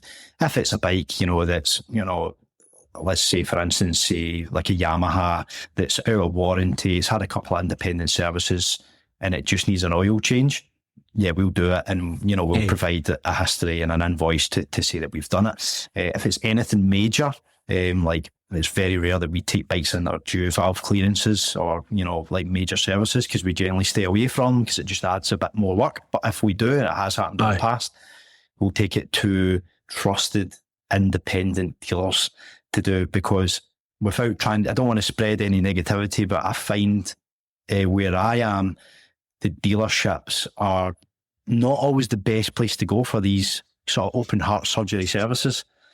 Sometimes the independent guys that used to work there 10 years ago but now have their own label above their unit, their place, their garage, with their name on the building, they do the best job because you know, they've got a reputation. And it's not always just about the money. It's not about saving money. It's about making sure that bike's been done to the absolute best ability. And we find that that's generally, you get that from independent people that are, they've got a reputation around the area that we live in. Yeah, definitely. Word of mouth, isn't it? You know, like that's the best recommendation, the best marketing you get is a positive word of mouth experience. Someone going, go there, they're brilliant. Yeah, for sure. Okay, as a potential customer then, me as a potential customer, how do I find you? How do I see what stock you've got? Walk me through the whole process to walking out with the keys. How's it all happen? Yeah, so the industry relies heavily on Auto Trader. That's a huge part of the market. You know, a lot of people find us through a bike that they're specifically looking for, because we don't really get a lot of customers just coming in to look at bikes. They come in to look at a specific bike that they've either seen on Auto Trader, eBay. We get a bit of traffic through the Instagram. We keep, you know, all our stock that comes into stock goes onto Instagram and Auto Trader at the same time. So I always say to people, if you've got Instagram, it's a really good idea to follow us, because you'll get the latest. You know, you'll get the coming soon post on the stories. So you'll see it before it's even listed. And then you'll see the post on Instagram. But we find a lot of our traffic comes through Auto Trader. And then what we find is the customer journey from there is they go from Auto Trader to our website just to see who we're about. You know, if we're legitimate, we could just be Joe Blogs down the street that's just started selling bikes like I was a year ago. And they start seeing, you know, all of the website looks proper, looks good. You can see the Auto Trader reviews, and they go from there, and then they generally phone us on our landline number or send us an inquiry through Auto Trader, and then we pick them up from there. But I would say about 80% of our sales comes through Auto Trader. We rely heavily on that, and I think that's car and bike industry wide that's sort of common now, you know. Even when I bought bikes back, it was always Auto Trader or eBay that I looked on first, and then I would go from there. I wouldn't specifically go to one dealer. I would go in and have a look, you know, if you were passing by or you were trying to kill some time. But again, because we're appointment only, we're not getting the customers. We are purely getting focused customers on a focused bit of stock that we've got, which is fine. It's the way I like it. It does wean out a lot of time wasters, window shoppers, but we are still missing out on some customers, you know, the impulse buyers, the people that come down for a look and then they walk out the door and they've just signed themselves up to a 4-year PCP deal on a S1000RR or a GS or something. We miss out on them, but at the end of the day, we knew that was going to be the case. So it's fine. You know, it works the way we're doing it. And I genuinely believe that a lot more dealers are going to go down that route. Maybe not your huge main dealers, but I think a lot of the smaller dealers, I think it would be wise for them to do that, because they could probably reduce the amount of staff they've got, but still capture the people they want to capture. The only thing that's missing is a hub. You know, that sort of meet hub that bikers always meet up somewhere and go and have a nosy around the bikes. We do lose out on that, but what we're hoping to do is, it won't be this year, but next year is maybe do like a once a month ride out, you know, start from HQ, Moto Mafia HQ, and ride out somewhere. We've got a lot of good roads around here, and we'll capture them that way, you know, pick them up once a month. Yeah, definitely. That's a great idea to do. My dealership down towards Brighton, that's exactly what they do. They've started during the summer months. They do ride outs now, and they'll get a burger van or, you know, a pizza oven will come round just purely for that, to try and generate some sort of community base at the dealership. It's a great idea. Really good, especially for you, as you just said, you've got some astonishing roads up there. Great roads. Right, okay, let's tackle some questions. You up for that? Yeah. Ready? Right, lovely. First question is always from me. It's the same one to everybody. And that is, I describe Bru Time as a relaxed conversation podcast exploring what it really means to live your life through honest conversations with people who choose more. When you hear that, what does choosing more mean to you? Choosing more. It's choosing more to me is, you know, what I did from the start, you know, thinking about this idea, you know, that my wife helped me do, jumping in with 2 feet and then refusing to quit for the sake of not waste 200 quid. Aye. But that idea came from wanting more from the industry. So I thought the only way to get more is to do it myself. And it's, again, striving. We started off with, you know, the GS, the R7, the S1000 RR and the old R1. And now we've got special 1199 Panigale Tricolores. We've got S1000 RR M Sports. You know, we've got GS 1250s, you know, special Triumph Thruxtons. It's just always striving to do better and get more, but do it the right way. And I think that's, you know, what resonates, you know, on this topic, that's what resonates with me, but it resonates with me on other things as well. I'm always striving for more without being greedy and, you know, still trying to be humble. But, you know, myself and my wife and the dog, we go away. We go across to Europe. I do bike trips as well, go across to Europe with my dad. But then after I do it with my dad, I want to do it again. So then I'm like to my wife, let's jump in the van and let's take the dog and let's go do more and let's do it. You know, every time that we've got, we try and get away into Europe and experience different cultures and things like that. So it's always wanting more, but in a good sense, not a greedy sort of, you know, wanting, you know, people can't get greedy, can't they? Want more and more and more, and then they realise that that's not happiness. But things like that, experiences, trips, culture, progression, things like that is what resonates with me. Gotcha. Right, first one, we'll move across to the clan. So, first question from the clan. That's patreon.com/TeapotOne. The Mad Leprechaun. How you doing, Mart? What is your unicorn motorcycle? The holy grail you've never owned or ridden, but you would like to? Oh, do you know, I find myself on Auto Trader every night, right, looking for stock. And it's funny because I was looking at it last night. So what I'll do is when I'm dreaming, I'm in dreamer mode. I'll put all stock and then I'll go to lowest price and highest price, and I'll go like 150 grand to £250,000, click, and it comes up like 3 bikes or something like that. And I did it last night, and it was a Aprilia RS GP, MotoGP, Alex Espargar's MotoGP bike. On Auto Trader? On Auto Trader. £250,000, 255 grand. That to me is the ultimate bike. You know, the most expensive bike in the UK is a MotoGP bike. It's been ridden by a MotoGP rider. It looks absolutely unbelievable in the MotoGP colours. You can't ride it on the road, but it would be cool to look at. You just, you know, crack open a beer and look at it, start it up, sound amazing. Yeah, I suppose so. And probably take it to a local track day, get it down to Cadwell Park and give it a good spin. That to me is the ultimate bike, you know. Go hard or go home. Bloody hell, yeah, just a bit. Crikey. God, I hadn't even looked at that angle. I was just thinking, you know, like a road going bike and trying to think, Christ, for me, what's my unicorn? I don't think there is one, you know. I mean, no, I don't. There's nothing that jumps out for me. You know, Have you seen the Aston Martin bike? No. There's one of them in Auto Trader. I seen it last night. 200 grand. Now have a look at that.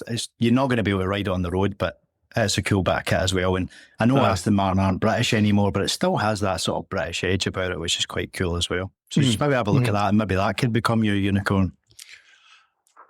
Try and find £250,000, eh? People have to watch a few more videos. It's a unicorn, so we're playing make believe. Yeah. I don't have £250,000 either. Cheers to that one, Mark. Next one is Andy. How are we doing, Andy? Evening, gents. Hope this finds you well. A couple of questions, if I may. Ryan, best of luck in your endeavours. How do you develop the personal contacts and relationships that appear to be essential in the high-end market? First, thanks very much for the well wishes. It really does mean a lot. You know, we get a lot of people reaching out, and it does mean a great deal. Honestly, you'll probably be the same, Bruce. When you get the nice messages, it really spurs you on. It does. Motivates you to move forward. Aye. Personal contacts, I had none, honestly. I'm telling you, I started off with a £200 logo. I had no contacts. I scrolled through forums, joined a lot of different forums for different manufacturers. You know, everyone's got their own forum, Ducati forum, the Yamaha forum, BMW will have a forum. You join them, and there's a lot of wonderful people on there. And a lot of people put their bikes up for sale, and forum members generally are very particular about their bikes. So you find a lot of good examples on there. I shouldn't be giving away my secrets here, but that built up some contacts, and then a couple of independent guys round about Scotland and Northern Ireland, sort of connections through social media with our following. Especially once you start gaining a bit of traction and becoming a bit recognised, people want to know you then. You know, a couple of independent dealers were starting at the same time as us, so we were sort of propping each other up, you know, sharing posts and liking and messaging, just like Mark's just done there, a bit of encouragement, and it builds a little sort of relationship, and then you can help each other out, and that's probably the most relationships I've made is through social media. Yeah, I think you know, like in the old days in business, everyone just saw it as. Sorry, my wife's out. I don't know if you heard the dog barking there. No, I never heard it. My dog's outside the office. I've got like a cabin at the bottom of the garden, and that's my office where I sit now. And the dog is out there, and she wants me to go out and play. So she's just stood there barking. My wife's just come down. Come on, again. Dad, let's go. Yeah, absolutely. I was going to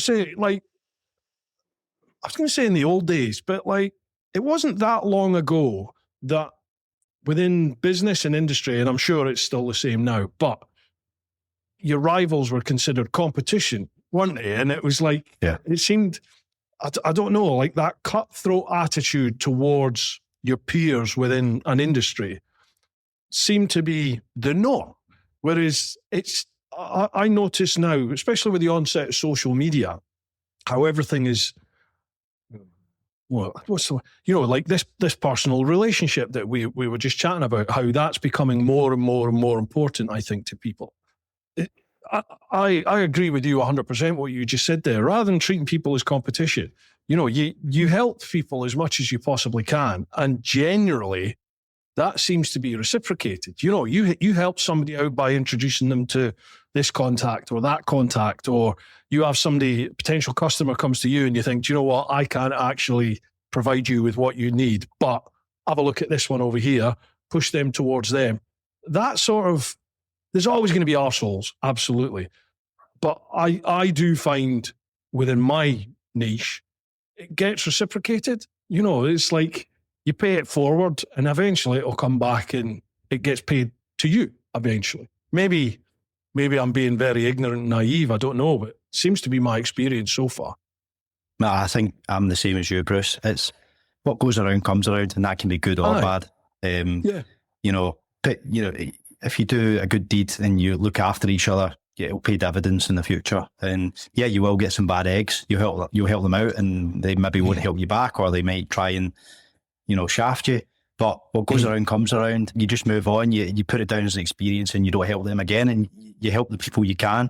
And I think in this industry, the motorcycle industry, it is actually quite a small industry. And if you help, if you help each other out, like you say, it will come back and help you as well. But I think because we've, I've came from the small independent side of it with other small independents, and a few of them had started up similar time to me. I must have started at the right time, so we were propping each other up, which definitely helped. Which is good, but no, I don't see anyone as isn't actual. Obviously, we do have competition, but I don't see them as a direct competition. We're in the used bike market. We're always got different bikes in stock, and even if we both have the same model, if theirs sells first, mine will then sell. So it's no problem. It's not like we've got 6 Yamaha R1s to sell. I mean, don't get me wrong, if we had 6 R1s, we'd probably sell them all in a week because they're so popular. But if we had, say, 6 Tracer 9 GTs sitting, and they had 6 Tracer 9 GTs, that's a direct competition because we've got 6 of them to get rid of. But that's a main dealer issue. That's not an independent dealer issue. We've got a variety of stock. It's different every week. And if that other independent dealer can help me get rid of one, and I can help him get rid of one, or I've got a customer looking for a specific bike that dealer's got, we can work together in a small community, which helps everyone out. Everyone gets what they want. The customer gets the bike he wants. The dealer gets that bike sold. I've done a good deed for them, and then I'll get it reciprocated. Even 2-3 years down the line, doesn't matter. We'll get it back at some point. Nice one. Yeah. Great. How do you find it with the YouTube? The YouTubers, is that a similar thing? You help each other with content creation, and it sort of gets reciprocated. On the whole, I've not done collabs in a long time, to be honest. I did a load to begin with, and we all all the core sort of UK moto vloggers back then when I was starting. There was me, TMF, Richie Vida, Lamb Chops. We were sort of the main ones back then. I'm talking quite a few years ago now. So we all did work with each other on that, and it was great. A good bunch of lads, and we've established really good relationships and friendships from it. There's a loads now, and I try and have as many as I can on the podcast to sort of do that. But I've got to say, I'm so busy with the tours now that there's just between tours and editing, there's not really time to go off and do like collab-y types. I would love to go meet up with Kate, username Kate, and English Biker Dan. There's loads of people. Just my mates, Fish, official Mr. Fish, and folk like that.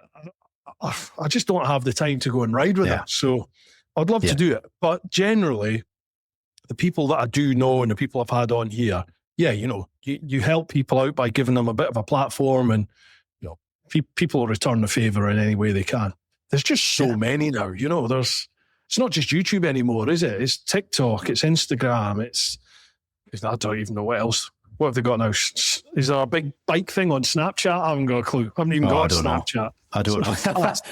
No idea. I'm really not sure. But like you say, you are the OGs of the biker YouTube. So the younger ones are coming through. I bet you've had inundated messages from guys and girls saying, I watched your video, Bruce. I'm looking to do something similar. Have you got any advice? We get that, and I'm not even that big. People looking to set up bike dealerships and looking for a bit of advice. And I'll be sitting on the couch, and I'll take the time out of my night to give them advice because, I never actually had I was quite scared to reach out to people because I thought they would just laugh me out the door like the FCA did when I looked for finance. But they've worked up the courage to message you and ask you for a bit of advice. And if you can just give a couple of minutes, and they might just read it and go, thanks very much. And it's an idea that's went out the window. But one of the people might use your advice and then become something. And then, again, another person in the industry that can help you out in the future. Absolutely. Just pays back. But I'd imagine you'll be the same in YouTube where people will reach out and say, look, looking to become a motorcycle vlogger. Have you got any pointers? Yeah, definitely. And I get a lot of it around travel, whether that's, world travel or just doing tours, or a lot of people that want to set up their own tour business, people just, asking for advice on how to do stuff. And yeah, you're right. You help however you can, don't you? It's absolutely. It's a funny story. I actually toured last year. I went with my dad to Bosnia, Croatia. Oh yeah.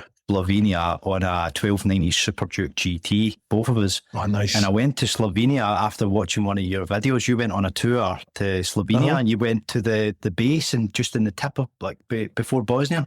And we went there because I'd watched your video. So a lot of your videos have inspired some of the trips that I've done myself, you know, just... awesome, so again, it's important that this content's really important to inspire people to do things.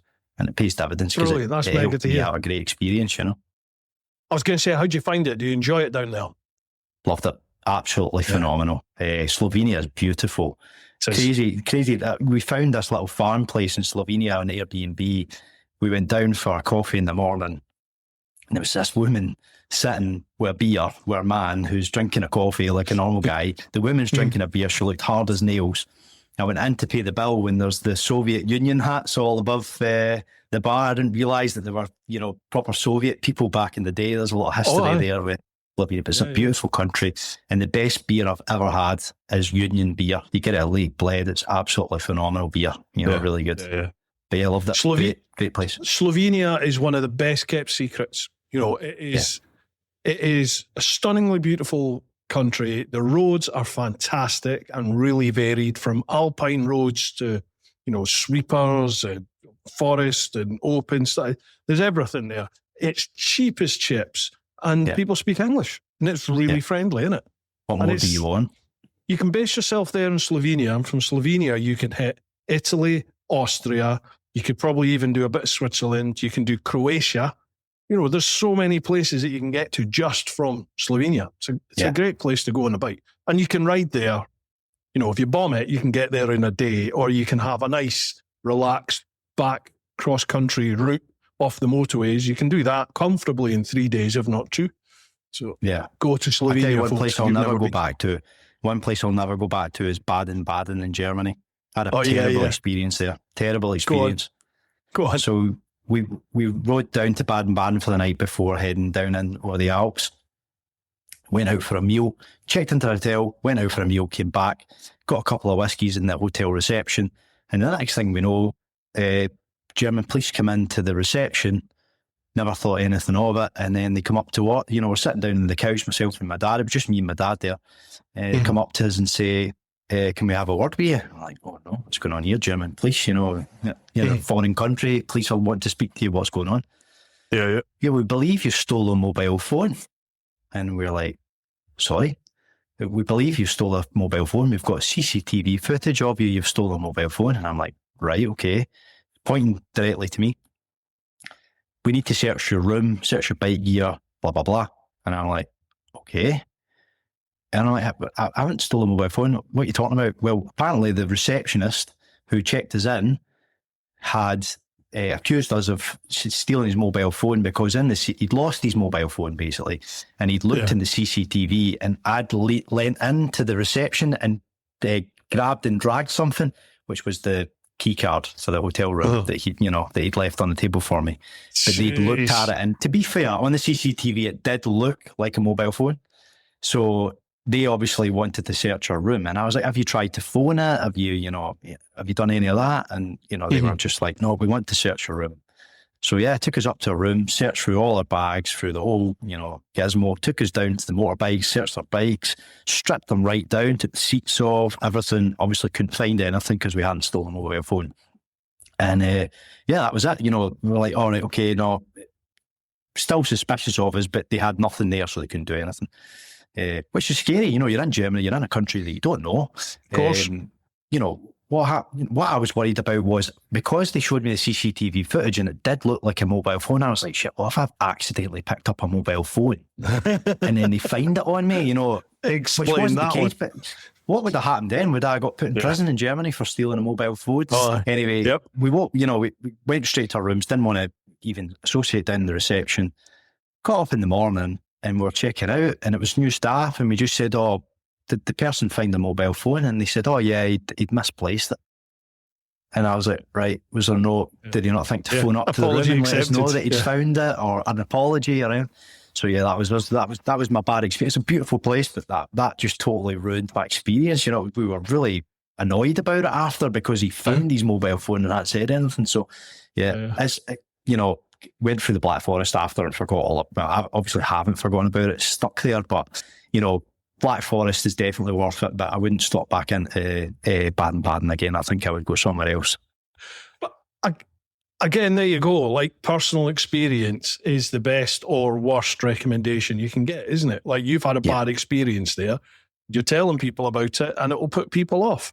Whereas if you went and you had a fantastic experience, you'd be telling people how good it was, and that would make people go there, wouldn't it? Yeah. Right, next question from Andy. Final question. Which market or country do you want to target next? There's two answers to that. Market, I would love to get into the supercar industry.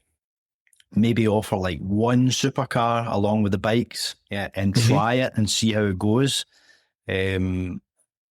It's obviously not going to happen overnight. It's something that is in our heads. We're planning. We're looking at it. You've got to risk. Like, now that it's not a £200 logo anymore, you've got a risk calculator. You're talking about a supercar. That could be a McLaren or a Ferrari or a Porsche. You're talking excess of $100,000. You got to do your due diligence on that.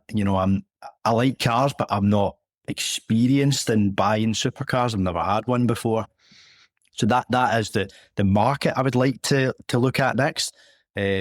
Country, I would absolutely love to move tomorrow to Italy. I would move tomorrow to Italy, but unfortunately I can't speak Italian.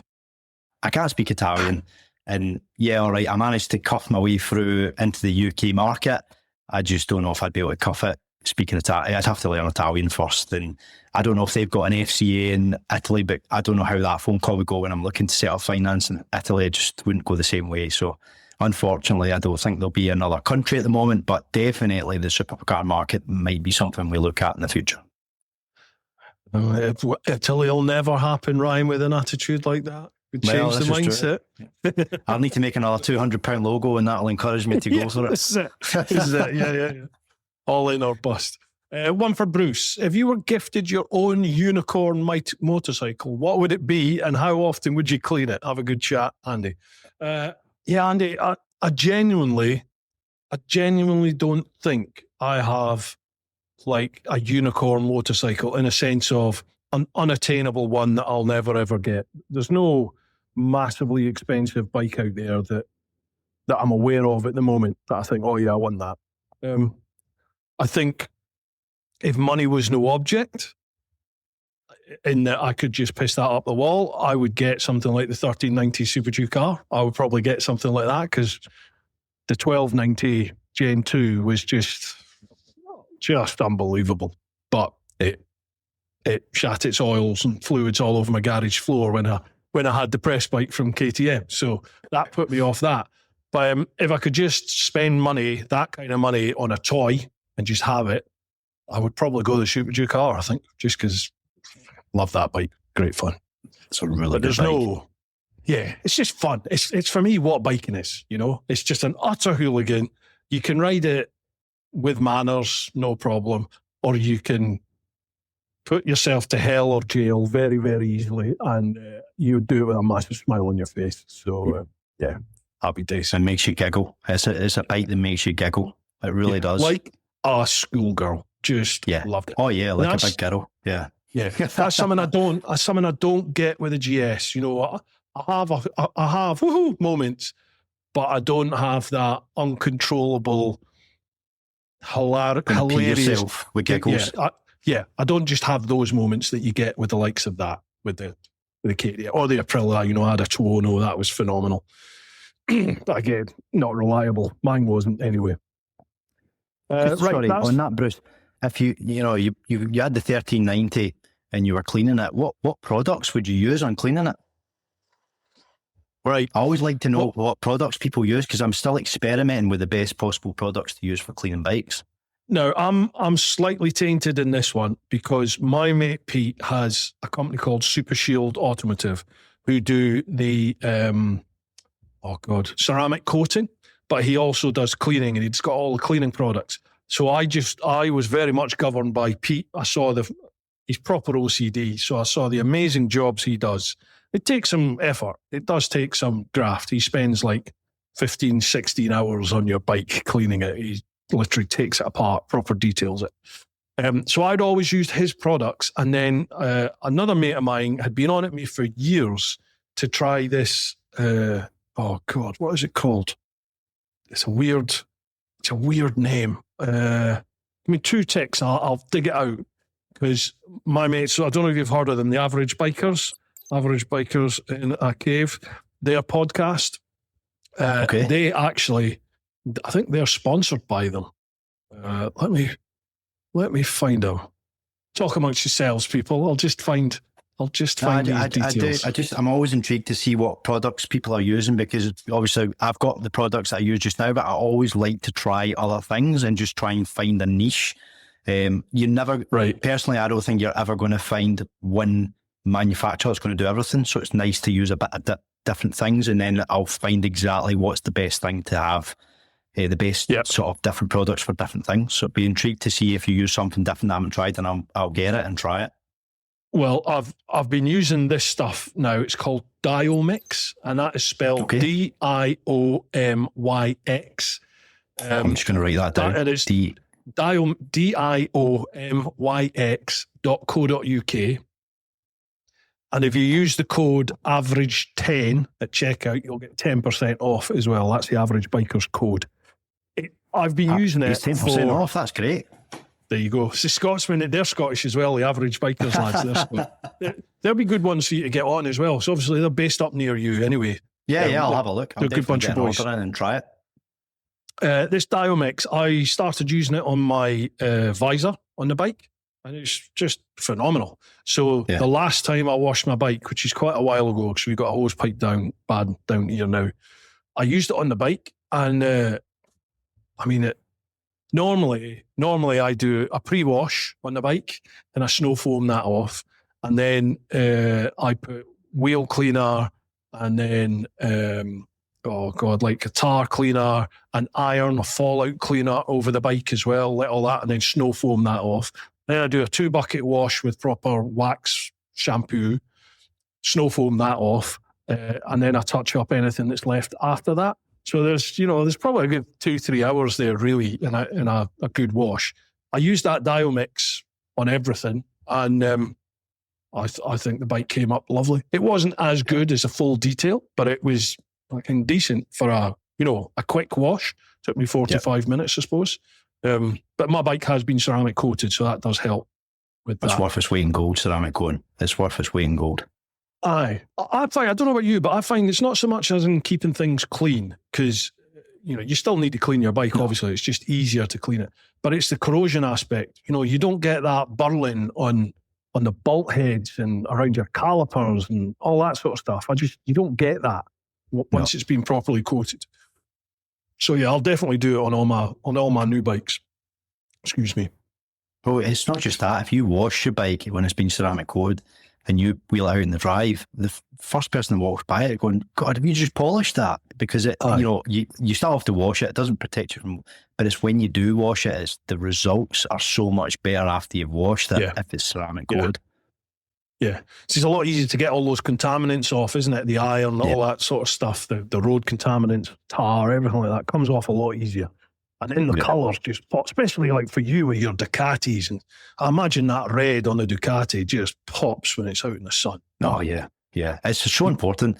That's one thing I would say is, if you've got a bike and, you're planning to sell it in the future, it's definitely worth looking after it. A ceramic coat is, if you can't afford a ceramic coat, just make sure you wash it after you've ridden it. Don't leave the bugs on there, don't leave the residue on there, don't let it rust, because do you know what? That could be the difference in 400, 500, 600 quid in valuation when you come to trade it. It's so important. Easy. Yeah, right. Okay, last 2 questions are over on Instagram. First one we've got there is Step Meek at Step Meek. Can you ask Ryan if he has to settle on only one bike now for the rest of his riding days? What would he be? What would he take? Oh, so I cheated on this one. I seen that question, and I thought about that since it got posted. And everyone's going to think he's going to say Ducati, isn't he? But I'm actually not. If I could only ride one bike, I'm thinking of riding it on the road, riding it on track, taking it to places like Slovenia, you know, enjoying the Scottish roads up here. I'm thinking S1000 XR, but the M model one, you know, the 200 horsepower one. That's for me XR, because 200 horsepower, it's going to be amazing on the track. You know, it's got powerful braking. It's got a lot of power under the carcass. It looks amazing. It would have to be a black one as well. It looks absolutely amazing, but it's comfortable. It's got all the toys on it. I can take it all over Europe and still be comfortable on it. And yeah, it's basically a super bike. That for me is, if I can only have one bike, it's actually, I'd be devastated to not have a Ducati, but that would have to be the one that I would have. Have you ridden the M1000R yet? So the naked R. Oh no. Oh my God. I still dream about that bike. For me, it's up there with the 1290 or the Super Duke, right? It's up there with that. I took the M1000R Carbon, you know, the black one with all the carbon on it. Yeah. I had that for a day or two. And I literally came back thinking to myself, I think I need this bike in my life. You know, like I think I need this. And I was seriously contemplating chopping the GS in for one of them. And then I said to my mate at the dealership, I was like, can you get a top box for that? Do they do top boxes for it? And he just looked at me and he went, if you're going to put top box and luggage on that bike, I am not selling you it. You know, and I was like, but I need a top box. I need a top box for all my kit. You know, it's got to be done. Yeah. How good would the content be of you doing a tour on one of them, though? I mean, I think BMW should give you one as a long-term review and take one on a tour. Everyone thinks BMW, like, give me bikes and all that. Like, I get nothing from BMW. Yeah. I just have a very good relationship with my local, my dealership down the coast there, Group 1. I'll give them a plug again, Group 1 in Brighton. I've got a really good relationship with them. So my bike's in and out for services all the time because I do a lot of miles. And they'll give me a courtesy bike. They'll be, what do you want to take out? Or, you know, we've got this in, do you want to take that out? So that's how I get all the BMW bikes. It's not from BMW UK. Yeah. Come on, BMW, up your game. I don't think they actually like me because I didn't do a very favourable review of the R18 when that first came out. And then I took that electric thing that they produced a few years ago. And it was, you know, it was a bag of shit. It was a 5-year-old technology bike that they were putting out as state of the art with BMW prices. And it's like, this is what electric bikes were like 5 years ago. This is a lazy attempt.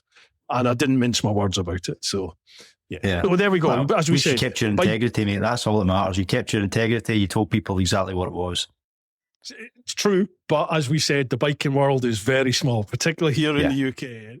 You piss some people off that, well, as I've found, that doesn't take long to get around that little cliquey circle. Yeah. So, but well, I'm not relying on anyone for anything other than people that follow the channel. So that's fine. But at the end of the day, the GS is still an amazing bike. You know, it's such a nimble. By the way, I got absolutely annihilated.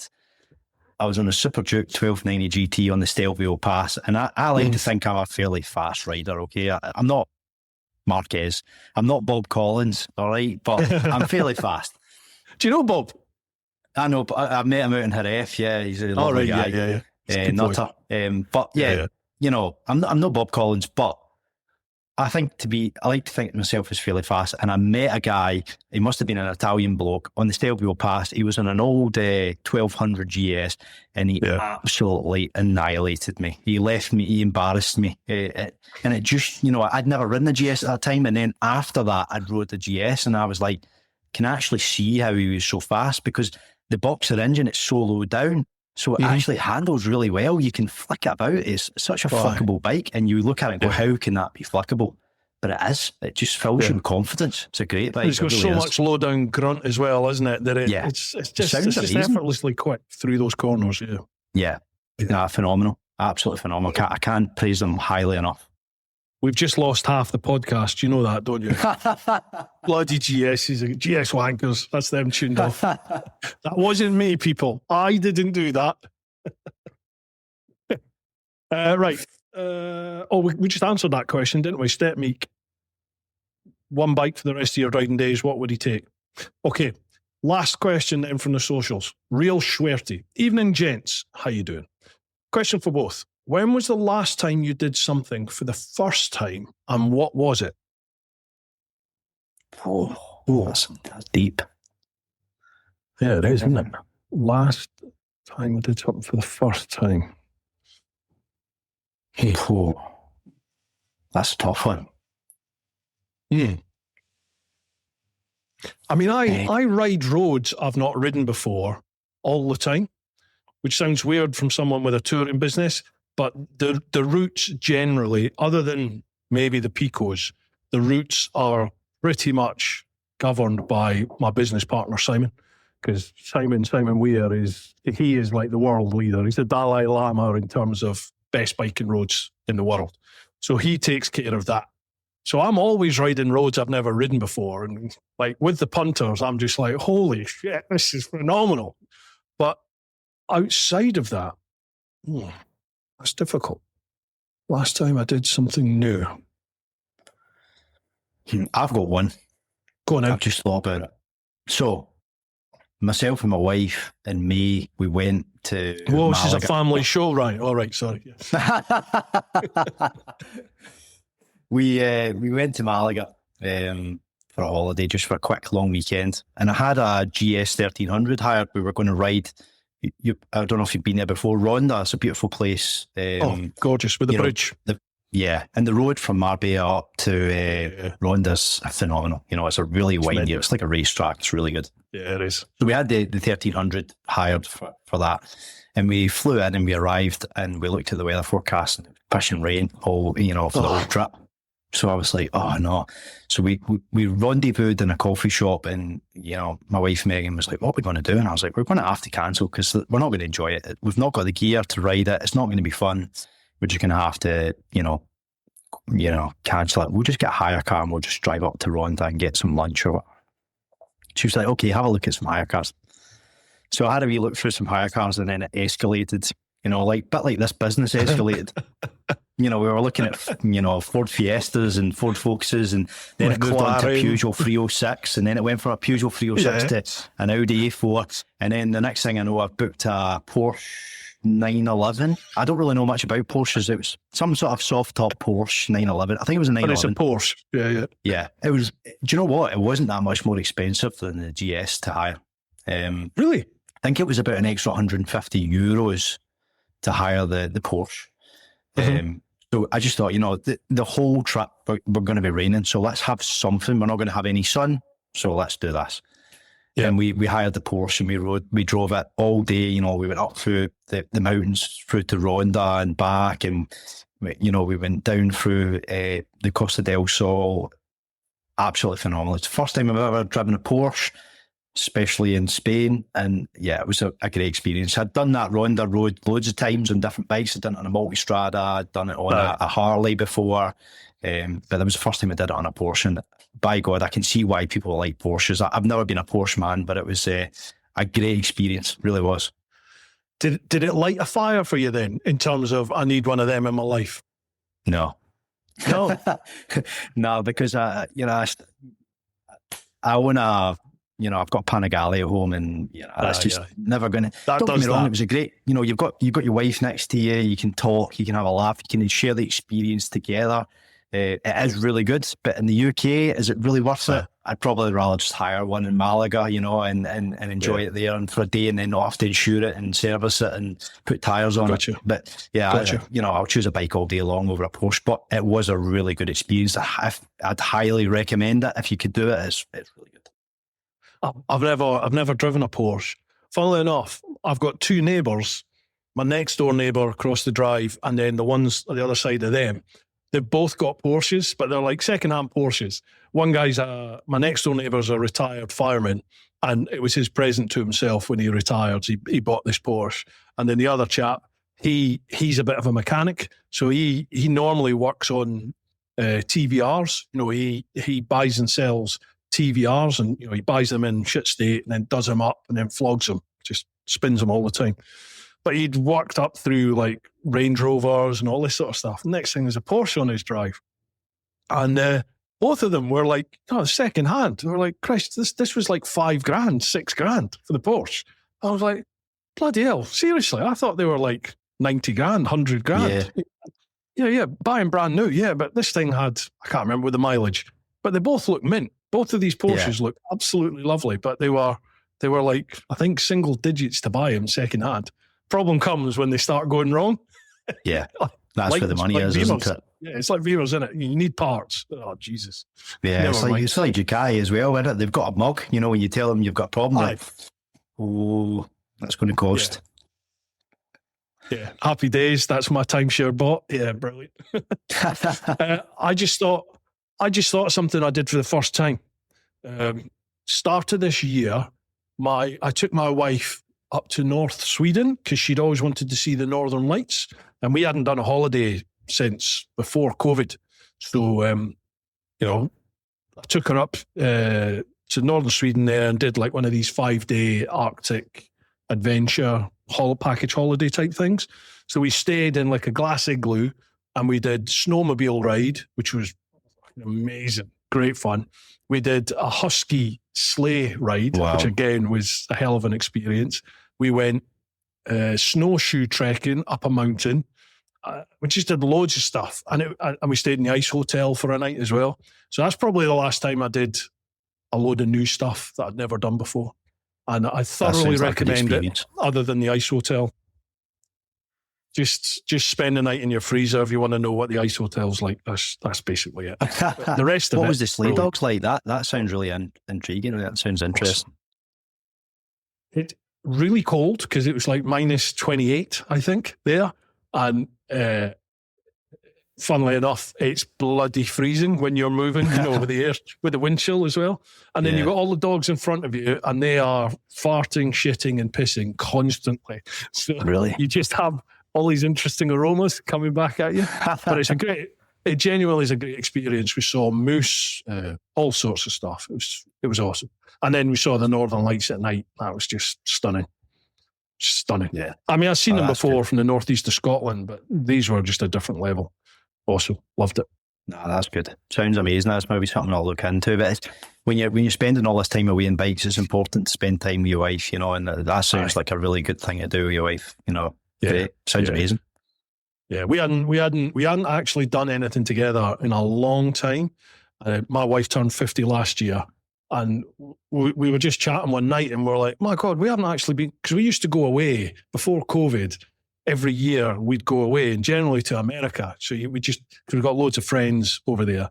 So you just fly into like New York somewhere or Boston, and we would just hire a big truck, one of the big American trucks. And then we had no plan. You just hit the road and you just do a road trip for like 10 days, 2 weeks, and we just wing it. We never booked anything, just this looks a nice place, we'll stay here, what's here, blah, blah, blah. And it was just awesome. My missus is very easygoing like that. It's very much like me. She just, we'll play it by ear, we'll see what happens, see where the wind takes us.